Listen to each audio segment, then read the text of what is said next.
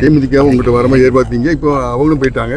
இப்போ அது மாதிரி இன்னைக்கு ஓபிஎஸ் திமுக சேர்ந்துட்டாங்க. இப்போ திட்டம் போட்டு ஏதாவது செயல்பட்டுருக்காங்களா? உங்கள் கருத்து? தேமுதிக நாங்கள் எதிர்பார்த்தோம் அப்படிங்கிறது நீங்கள் தான் சொல்கிறீங்க. யார் எந்த முடிவு எடுக்கிறாங்கிறது அது அவங்களுடைய உள்கட்சி விஷயம்.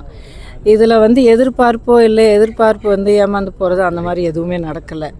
அனைத்து இந்திய அண்ணா திராவிட முன்னேற்ற கழகம் தனியாக நின்று இப்போ இருக்கிற தலைமை தாங்கும் இந்த என்டிஏ கூட்டணி கூட எப்படி இருந்தாலும் அண்ணா திராவிட முன்னேற்ற கழகத்தின் அந்த இடம் ஒரு தனிப்பட்ட ஒரு இடம். இது யாராலையும் இது மாற்றவும் முடியாது, அசைக்கவும் முடியாது. ஓபிஎஸ் பற்றி சொல்லுங்கள். ஓபிஎஸ் பண்ணிக்கு சேர்ந்துருக்காரு, அதை பற்றி உங்கள் கருத்து சொல்லுங்கள்.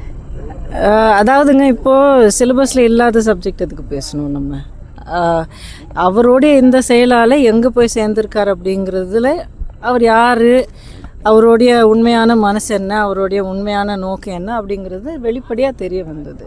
இத்தனை வருஷமாக அவர் சொல்லிட்டு இருந்த வார்த்தை, யாருக்கு யாரால் நான் ஆளாக்கப்பட்டிருக்கேன், என்னுடைய அடையாளமும் என்னுடைய அரசியல் வளர்ச்சி வாழ்க்கை எல்லாமே நான் யாரால் எனக்கு கிடச்சிது அப்படிங்கிறது எல்லாமே அவர் எவ்வளோ சொல்லியிருக்காருங்கிறது உலகத்துக்கே தெரியும். இப்போ அதுக்கு நேர்மாறாக அம்மாவுக்கு அவ்வளோ துரோகம் பண்ணவங்க, தமிழ்நாட்டையே தீய சக்தியாக பார்க்குற இந்த கட்சிக்கிட்ட அவர் போய் சேர்ந்துருக்காருன்னு அவருடைய உண்மையான குணம் இதுலேயே தெரிஞ்சு போச்சு. இதுக்கு மேலே அவரை பற்றி பேச வேண்டிய அவசியம் இல்லை. அவர் போனதுனால உங்களுக்கு எதுவும் ஏங்க, இருந்த ஆள் போனால் தானே நம்ம அதை பற்றி யோசிக்கலாம். அவர் ஏற்கனவே கட்சியிலே இல்லை. ஸோ இதில் ஒன்று